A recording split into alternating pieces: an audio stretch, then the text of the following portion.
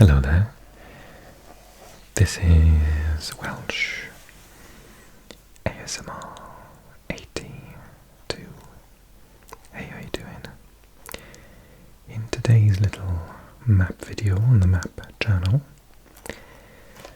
I'm going to be looking at the UK. I don't look at it enough, actually, considering that about 50% of my audience come from the UK. We spend a lot of time looking at Europe and the States and Canada, Australia, where all my other lovely subscribers are from. But let's take a look at the UK today. I've just bought, thanks to my Patreons, a new atlas, Essential, because it's Essential School Atlas, and by Philips. And I opened it up, and one of the first things you see is all this info about the UK. So I thought, well, if I can do videos about Africa and Asia using all of this information, surely as a Brit I can spend a little bit of time looking at it. So here we are, and I really hope you find the video informative, educational, and most of all, relaxing. Okay, just to establish what we're looking at exactly today, all of these sections are called United Kingdom and Ireland. So, for those of you outside the UK who may not have watched my previous videos on this, particularly the one that is what's the difference between the UK, Great Britain and England, then we have England here. It's the most populated and largest in land mass of the countries of the United Kingdom, which in its full title is the United Kingdom of Great Britain, which is this island here, and Northern Ireland, which is this part of the island of Ireland, so just this part. And then we've got Ireland, which is, in the context of this book, is the whole of the island of Ireland, often broken down into Northern Ireland and the sovereign state of the Republic of Ireland, capital Dublin. Yeah, just to make it absolutely clear, I'm not talking about Ireland as part of the UK or anything like that.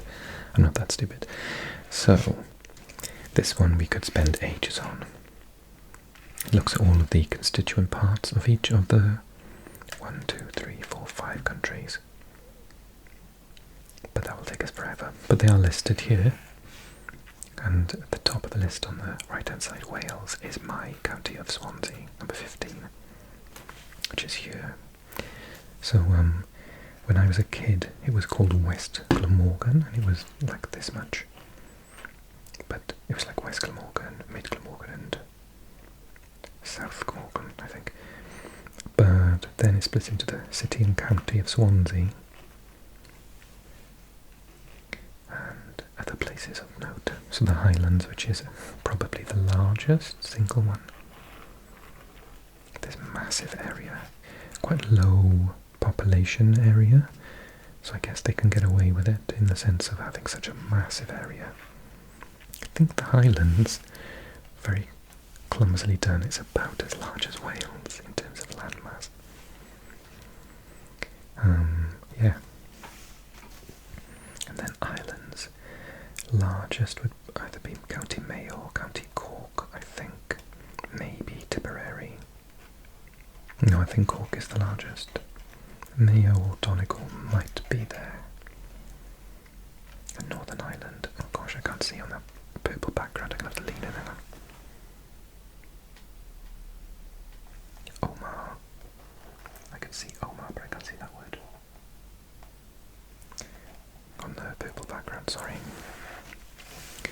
And then England's, well, they've broken up Yorkshire now into North Yorkshire, West Yorkshire, South Yorkshire. It used to be the largest county single-handedly, so I think maybe Northumberland now, or Cumbria, would be the largest.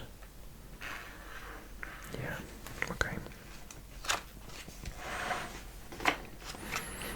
This one shows population sizes in terms of cities, so the largest being London, obviously, capital of both the UK and England, whereas Cardiff is only that size by the looks of it, I think, which is about 200 to 500,000.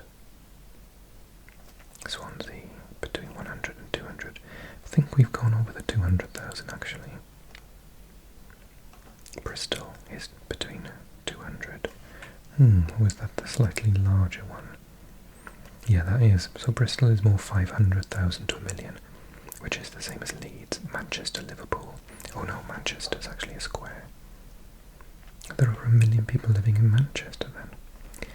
Apparently there are in Glasgow, which is not the capital of Scotland. It's actually the largest city, but it's not the capital. Edinburgh is the capital, but it's actually smaller in population, between 500 and 1 million. And the population of the island of Ireland is much smaller in general. Dublin, the largest city, only hits the 500,000 plus mark, and Belfast only hits the 200 to 500,000 mark as well.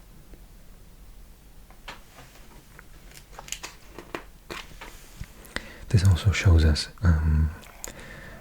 the height above sea level, so we can see, using this chart, that areas of Scotland are between 400 and 1,000. Some sections, I would say, are over 1,000 metres. Yeah, that one there, for example, 1,300. So you've got the Northwest Highlands here, the Grampian Mountains, the southern uplands, the Pennines in England, which run right the way down the northern part of the country. Southern part of the country is pretty flat, to be honest, particularly this area here, very, very flat. In fact, some of this part here is, particularly here, the Wash, is below sea level. And projections show that if the sea continues to rise, that area will become underwater. Wales won't have this issue though. We are also very mountainous. We'll talk more about that later. And then we've got Exmoor down here, Dartmoor, and then over here in Ireland. Again, it's not actually that, it's not too mountainous in comparison. Some bits of mountains here, the Wicklow Mountains, for example. It's a closer up view, but we won't look at that. Again, more in-depth view of Scotland and Ireland here to the right-hand side. Okay, so this is the sort of stuff I wanted to look at today in more detail. So, climate, annual rainfall, daily sunshine. I was laughing at the small amount that Scotland get. Sorry, Scotland. July temperature, January temperature, so I'll go those first. And then for geology nerds, we've got types of stone and rock. I was reading something about Stonehenge, actually, yesterday. Because Stonehenge is in modern-day England, but it was... this was all Wales up to about here, where the Picts were in the north. Wales was from here all the way down, so all of the island of Britain. The word Britain itself means the Celtic tribe. We are Brythonic, British.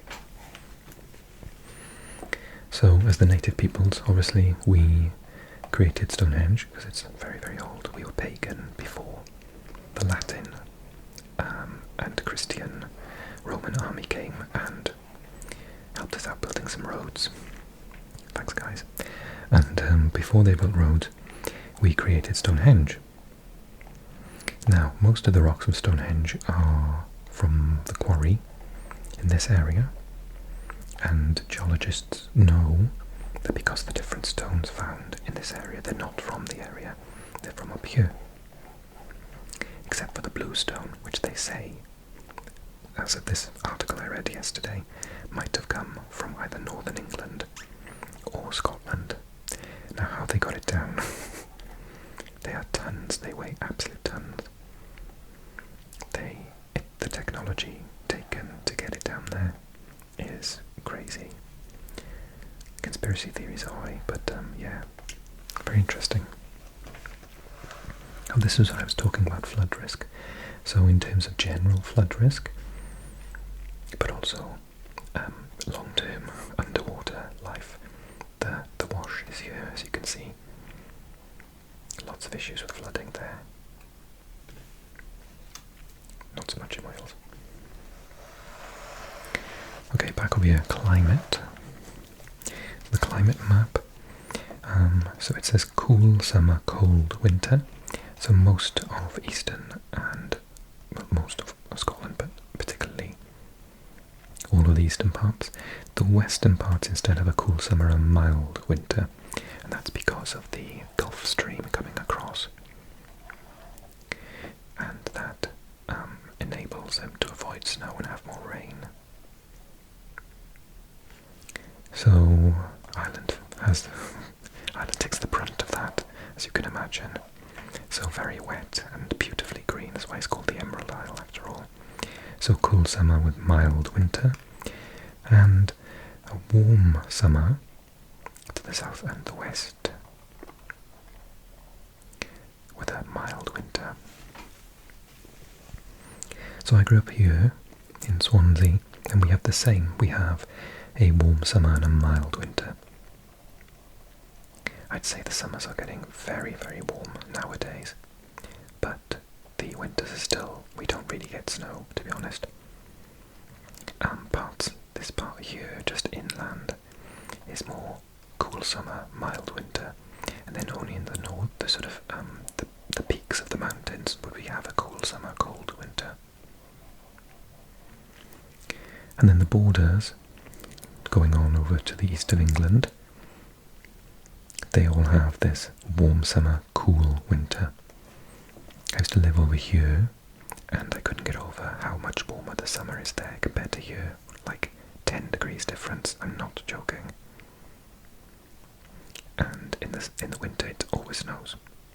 So yeah, this part here is much, much colder, because it's drier. So if it's drier in the summer, it's hotter, and if it's drier in the winter, it tends to be colder, because you haven't got that cloud cover.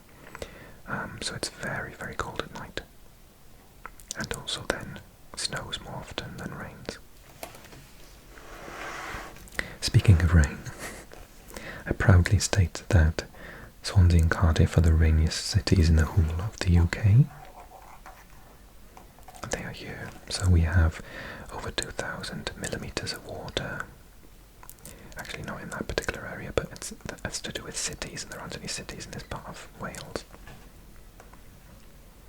As one would expect, Manchester, renowned for being rainy, but then also the Lake District, in that 1,000 and 2,000 millimetres a year. Western Scotland hits that definitely, as does most of Ireland, bless you, and Cornwall and Devon. But as I was stating, over here in the east of England and the south, you have fewer than 750 millimetres. I never knew what a hosepipe ban was in the summer until I moved here. Yeah, whereas in Wales we never really get hosepipe bans. I was at Daily Sunshine, South Wales, and the southern and eastern part of England get 4.5 hours per day in average. The north part of Scotland, 3 hours only. That's how far away. I think it's something like an 8-hour drive, something like that. I've never been to Scotland, it's too far away. And you can't really, I mean you could fly there, but it's not that easy to fly internally in Great Britain compared to it would be in like normal in Australia, Canada, the States. Yeah, I took an internal flight when I went to New Zealand. That was like totally normal, but I wouldn't even know like what, like I've never heard of it. I'm sure it exists, but yeah. And then January temperature compared to July. My point again, just more than 16 degrees Celsius. We're talking about Celsius here. Don't ask me about Fahrenheit, I haven't got a clue. So much hotter in the eastern part of England, southeast, compared to, say, the northern part of Scotland, which is, and the central. The furthest away you are from the coast, the colder it will be, or the hotter it will be. Yeah, the colder it will be. So 10 degrees in July only in this part of northern Scotland. 6 degrees hotter down here on average. And then the January temperature equally. You've got the south, which is 6 degrees, but then up here in the same part, again furthest away from the coast, 0 degrees Celsius.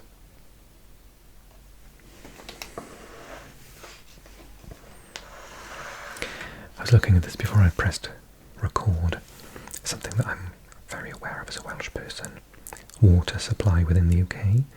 So England, due to the fact that it's not very mountainous, doesn't have a great fresh water supply. Particularly now because we're polluting all of the rivers. I don't know if you know about this, it's horrific.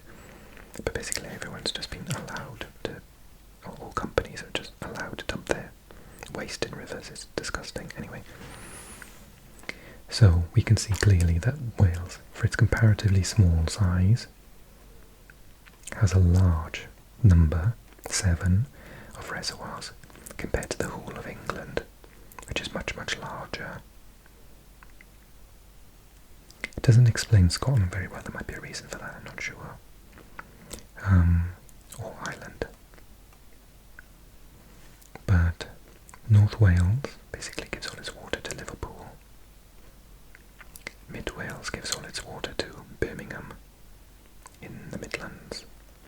And South Wales to parts of Gloucester here, Gloucestershire. Maybe Devon as well. I read about 6 months ago that due to the ever-increasing population in London, they were going to start piping water from Wales to London, but it was vetoed by our local parliament. They said that they didn't want to do that. But in the future, there is going to be a water shortage issue in London for the amount of population it has, having to redirect fresh water from elsewhere in the country. Oh, I see. That colour means proposed pipelines. There's another one possibly going to go down here to help feed the water lines in this area.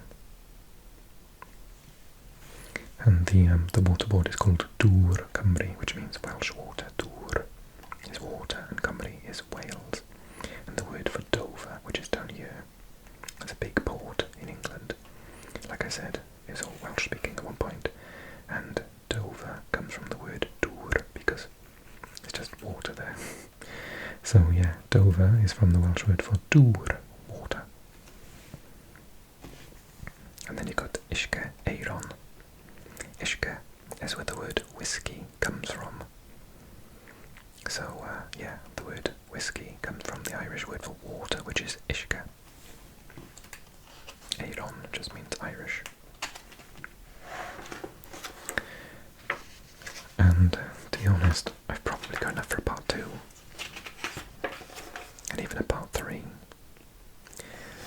So I'm going to stop here, but if you want part 2 and part 3, then let me know in a comment and give me a thumbs up, and I will do a sequel or a little mini-series of videos on the UK.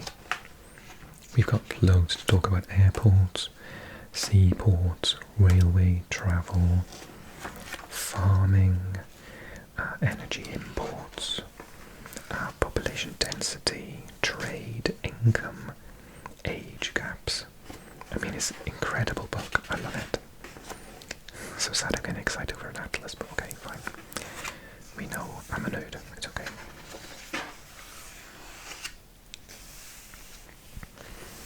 I hope you enjoyed the video.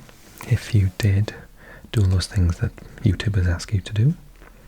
And also don't forget that I've got Patreon, and you can sign up to that for as little as whatever you want to. All tiers get the same perks, which is early access to the videos on this channel, and one extra little ramble video a month as well, that no one else gets to see ever.